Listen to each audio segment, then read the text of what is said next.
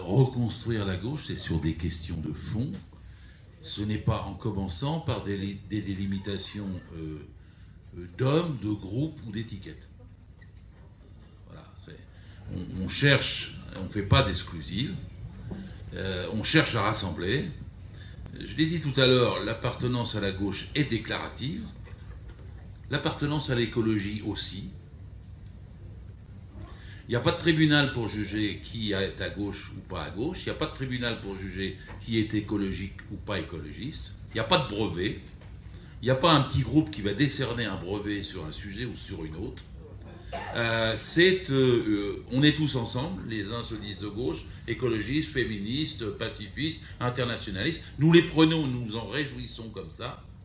Nous les réunissons et nous cherchons ce qui peut nous unir à partir du fait qu'on est autour de la table. Il faut-il encore être autour de la table? Alors après, quand on est autour de la table, on peut avoir des débats. Et on en a esquissé quelques-uns qu'on ne tranchera pas cet après-midi, ou avec Pascal, avec le camarade de Réseau Salariat sur le salariat. Moi, je suis pratiquement pour Bernard Friot depuis 40 ans. Alors, je l'avais même invité à venir parler à la gauche socialiste en 1996. Ça surprenait d'ailleurs Pascal Cherki, qui pourquoi tu fais venir ce gars-là? Parce que ce gars-là, il a des idées assez essentielles sur l'évolution et la construction du salariat. Et je partage l'idée qu'il y a des institutions du salariat qui sont déjà des préfigurations de ce que serait une société socialiste future, dont la sécurité sociale, dont le droit du travail, dont les institutions représentatives du personnel, dont la place dans le process de production. Et j'appuie la plupart de mes réflexions, batailles depuis presque 40 ans, 50 ans, sur cette compréhension du salariat. Donc il y a eu tout à l'heure un peu des fausses polémiques, me semble-t-il, et il y a une fausse polémique aussi quand on me dit qu'il va y avoir une société post-salariale. Excusez-moi. Je veux envoyer des trucs à Pascal Cherki. Je me suis fendu de 6 mois de travail sur un bouquin contre Macron qui est imprimé lundi. J'aurais voulu pouvoir vous le présenter aujourd'hui et qui sera en librairie le 7 février. Mais si vous étudiez sérieusement, il faut faire un effort pour étudier Macron. Mais si vous prenez au mot ce qu'il a écrit, ce qu'il a dit, j'ai tout lu, tout disséqué. Lui, il défend, quand il fait un peu de théorie, une société post-salariale contre une société salariale. Et c'est ainsi qu'il défend Uber, Ryanair, une société sans statut, la casse du Code du travail, la casse du statut de la fonction publique. Et lui, c'est son projet de société. C'est qu'il n'y ait plus tous ces embarras de Code du travail, tous ces embarras de cotisation sociale, et que chacun soit baigne dans l'entreprise en libertarien. Et c'est un autre monde que celui dans lequel nous vivons, le projet de Macron. Et il fait des pas de géant dans ce sens-là de façon brutale.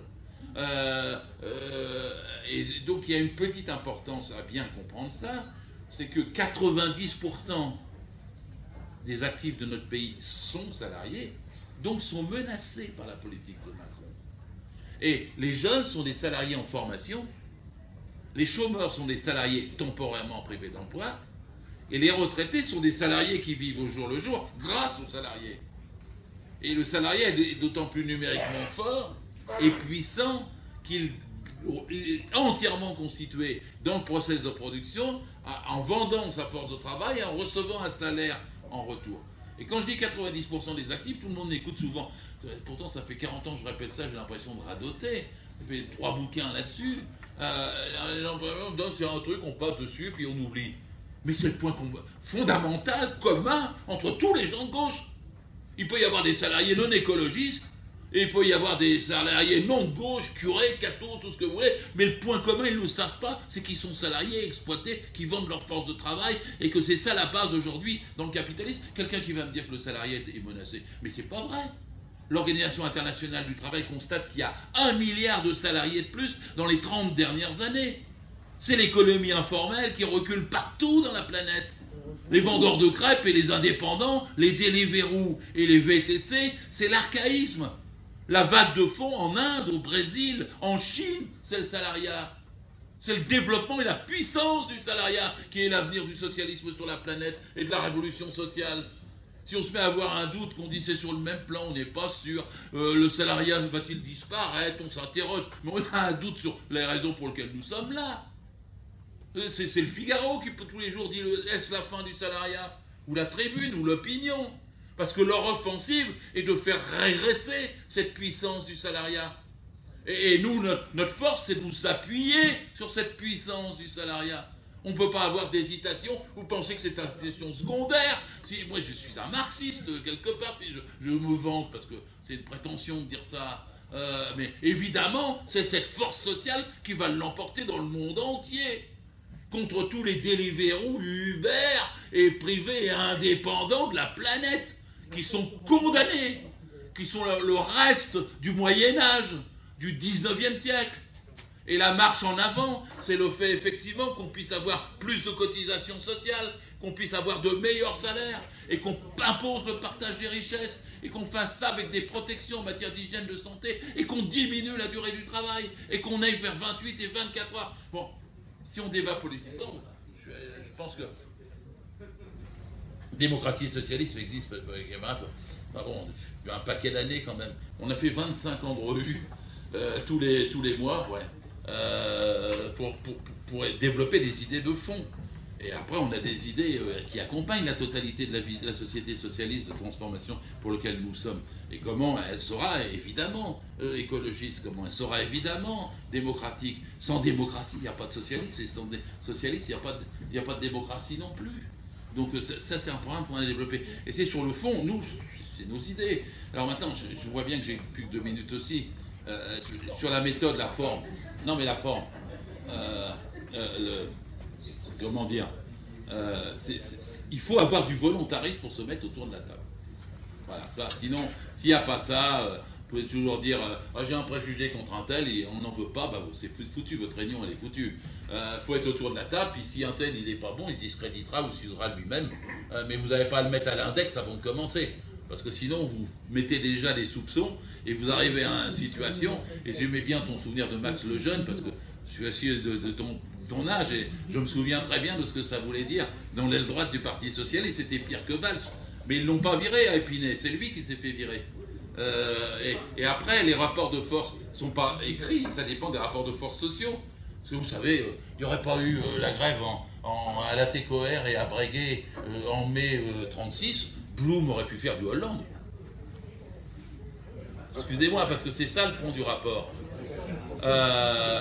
Donc il y a un rapport entre les appareils et les masses. Et tout ce qu'on veut, c'est que les masses prennent, c'est Jean-Yves qui l'a très bien dit, le pas, parce que ça fait un contrôle sur les dirigeants des appareils, et c'est ça qui permet d'aller plus loin et d'embringuer, excuse-moi, chers camarades d'ensemble, d'embringuer tous ceux qui sont dits sans parti ou sans étiquette et autre chose. Parce que c'est à ce moment-là qu'ils se mettent en mouvement et qu'ils peuvent obtenir toute leur conscience, leur activité, leur dynamisme, leur créativité. Parce qu'une fois qu'on a dépassé les appareils, que ceux-ci n'ont plus le même pouvoir et que c'est le mouvement de masse qui est en action, alors à ce moment-là, le sentiment de victoire, de force se contamine et les gens deviennent tous des acteurs, même s'ils ne sont pas dans les partis et dans les syndicats. Et donc ce processus-là, nous le connaissons, je suis avide, 1000 fois, il m'est arrivé de le décrire. Et par exemple, je vais vous donner, j'ai essayé de faire une petite transition avec une petite histoire.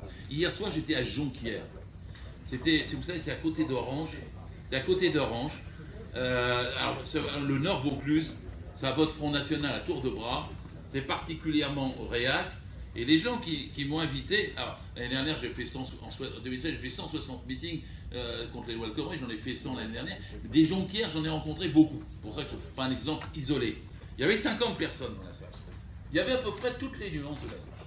Il y avait du FSU, il y avait du PC, il y avait quelqu'un de FI, il y avait des anciens socialistes désabusés qui étaient pour aller voter et puis qui ne resteront jamais voter. La moyenne d'âge était un petit peu âgée, mais il y avait quelques jeunes.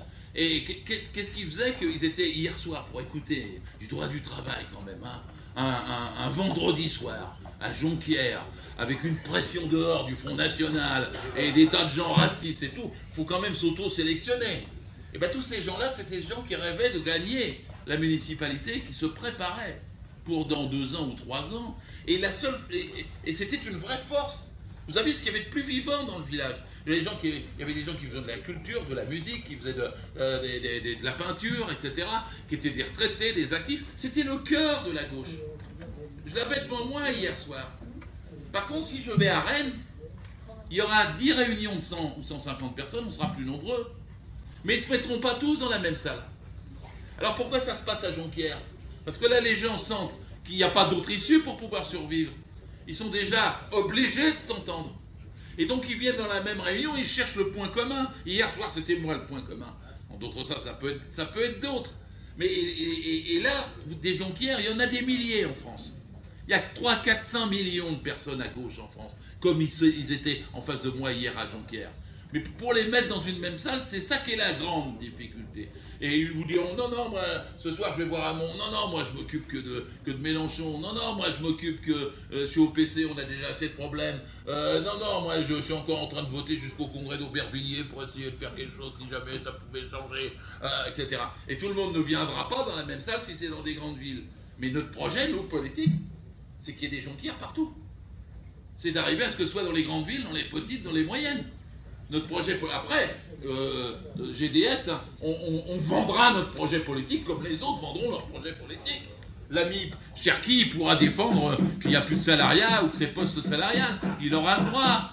Il aura le droit de dire ce qu'il veut sur le revenu universel et moi que je suis pour le salaire pour tous. Puis on verra bien comment ça se définira le débat. Mais d'abord, faut-il être comme à Jonquière, dans une disposition unitaire, dans la volonté de faire des listes communes, mais dans la volonté d'arriver à dégager ce qui nous est commun. Et si ça nous est commun, là, j'ai plus de quelqu'un l'a dit tout à l'heure, je crois. Il n'y a plus de crainte à avoir. C'est Jean-Yves, vous n'avez plus de temps. Parce que s'il y a des craintes à avoir, ça peut être que bon à Jonquière. Vous réunissez tous les gens de Jonquière, le programme qu'ils vont faire, je ne suis pas inquiet dessus. Il sera ni social-libéral, ni gauchiste. Ils auront un programme adapté dans le Nord Vaucluse pour eux, et en étant très attentifs sur les subventions, surtout la gauche, la bibliothèque. Et bien nous, ça sera pareil. Ça sera pareil si on se met autour de la table, et le projet de GDS, en se construisant, de faire ce réseau, c'est de faire le réseau avec tous ceux qui militent. Évidemment, en premier, les syndicalistes, les jeunes, les actifs, ceux qui sont dans des associations et tout, pour diffuser cette idée, cette méthode d'unité, en même temps que de défendre sur le fond un vrai programme de lutte de classe, de combat, de transformation sociale pour la 6e République.